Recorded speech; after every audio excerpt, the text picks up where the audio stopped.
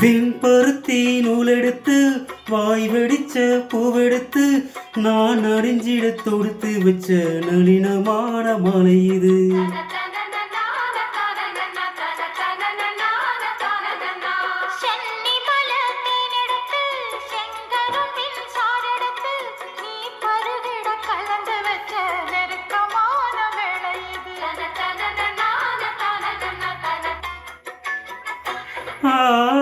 ராசாத்தி உடம்பிருக்கும் ரவிக்கு துணி நானாக அன்னாடம் சூடி கொள்ள ஆசை வச்சாகதா.